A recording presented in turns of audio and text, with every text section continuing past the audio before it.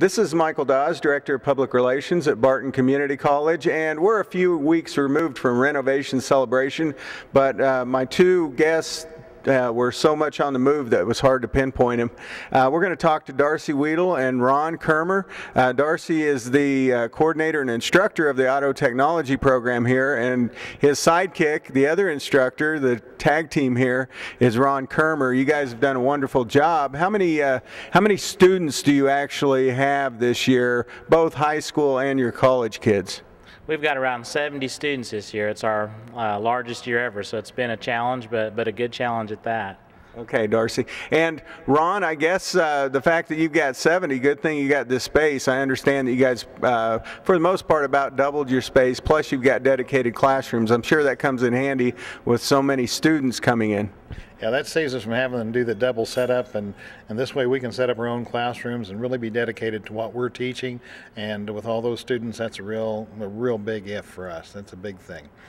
Now, 2 weeks ago, we had a bunch of people walking through this campus, and not only for the auto technology, but also for CASE, for the library. We had renovation celebration. But how was that, bringing in all of these individuals that may not have ever been to your facility? And you want them to come in anyway, but the fact that now we're sitting in one of the brand new areas of your auto tech facility had to be an exciting day for you, Darcy. Oh, it sure was. We're really proud of the facilities and the program, and we were just very excited to be able to showcase our program, the brand new facilities, the Case IH building, the new facilities here we're sitting in today.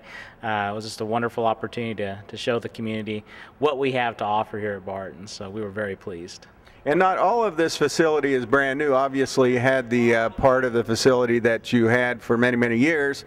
You were able to inherit the diesel shop, which is about a quarter of your space here. And then we're sitting in your brand new area that at one time, a year ago, was outdoors. So, Ron, how did you guys utilize the space to make it so that you were able to educate your students in a way that they weren't one on top of the other and you're in different areas? How did that work out for you guys? Well, the diesel acquisition helped us to actually form a lab space, and so we can do the take apart stuff without having to be disturbed and without intruding in the shop area. And this new area over here, actually, as it became available, we built 2 engines for the high school class last year back here, and then we've used it through the summer, so it's not fresh on the list, but it's definitely one of the newest, and we've been able to use it for a lot of space that otherwise we would have been right on top of each other, so it's been great.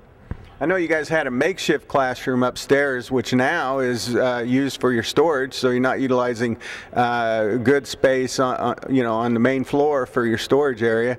You're also able to get those 2 classrooms that are right together, which I'm sure comes in handy since you had to use the makeshift classroom before and then go way down the hall for the other classroom. Right, yeah, it was kind of inconvenience having to, especially if you had to set up and bring props to the classroom, having to roll things down the hallway.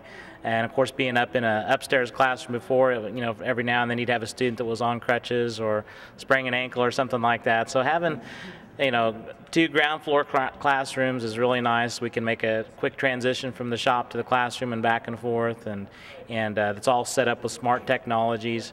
And the neatest thing, though, is we each have our own, so we can leave our displays and all our props kind of set up. We don't have to tear down in between classes, so it makes us more efficient as well.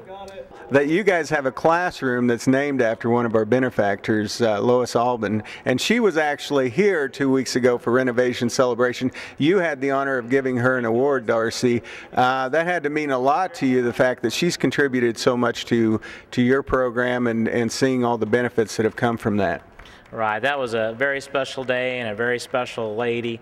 Lois, she really does believe in education. She cares for Barton students, and we're just thrilled that someone like her could help us out in that way. It was through her donation that it made having 2 classrooms and and the automotive renovations possible.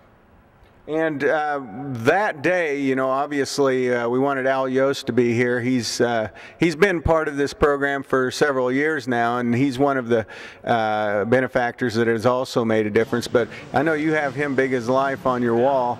right next to the hybrid that he helped bring in. So it's pretty neat having these individuals who really find that it's a worthy contribution to do for your program what they've done, and it's allowed you to really keep the students at the cutting edge with auto technology. Right.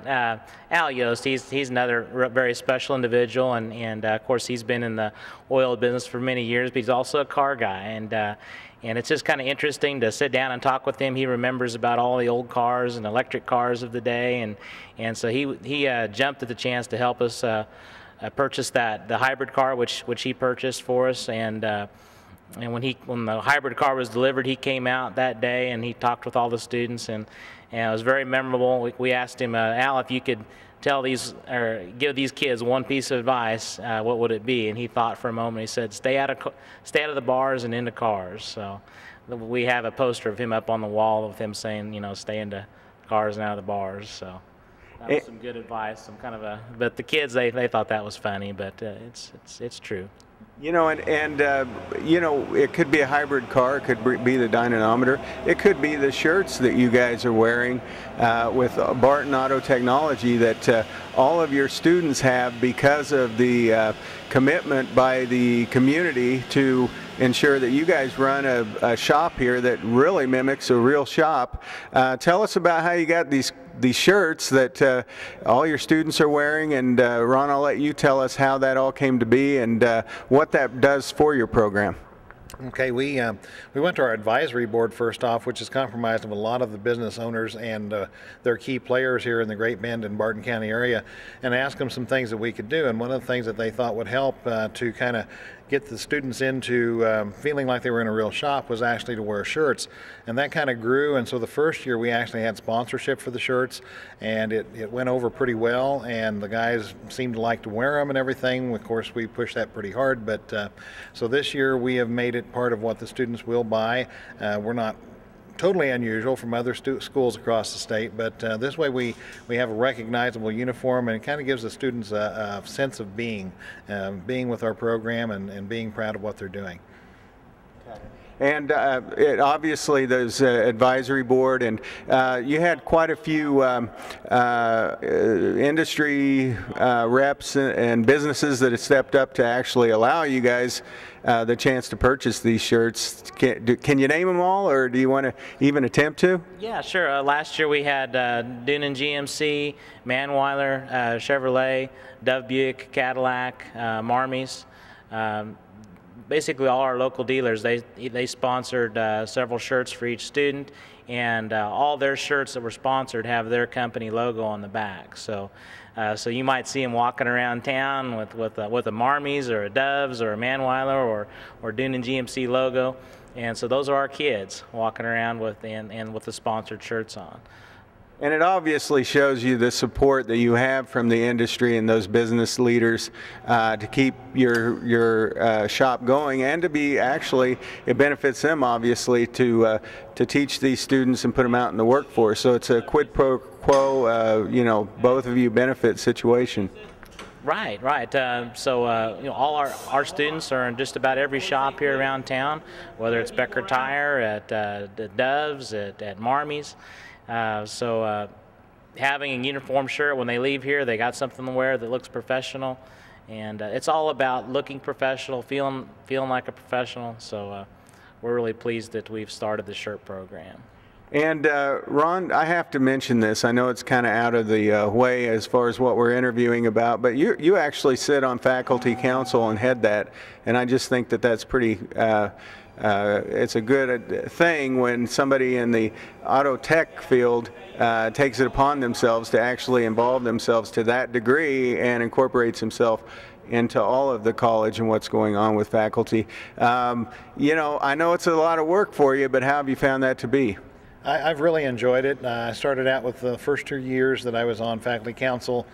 I actually had filled in for a teacher that had left, and I kind of enjoyed it. And then we come around to where it was time to have a co-chair and a chair, and we alternate that yearly between the Fort and Barton. And so I looked around at the table on Barton's side, and I looked to be one of the more experienced people on the table, and I thought, well, I probably better step up and do this. And to tell you the truth, it's been a very rewarding experience. I really have enjoyed it.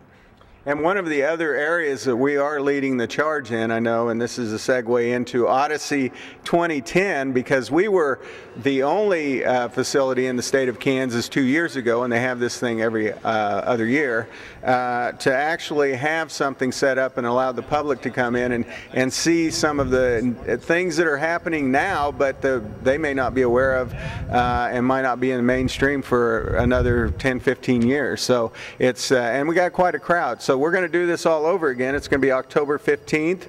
It's Alternative Fuel Day, also known as Odyssey 2010. Darcy, give me some of the details. I know you don't have everything wrapped up this far out, but I know you got some confirmations and you got some ideas, and you got a whole year under your belt of doing this once before.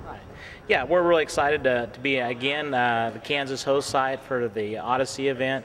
It's a biennial event, like you say, and it's all about alternative fuels and electric vehicles, that sort of technology. So we've got a company from around Newton coming here, they EV Blue, and they're gonna they convert regular old cars to electric vehicles. So they're going to be here and showcase one of their vehicles. We've got the Kansas Soybean Commission, and we're going to have an ethanol plant here, and Meg Corporation, they're a fuel consultant.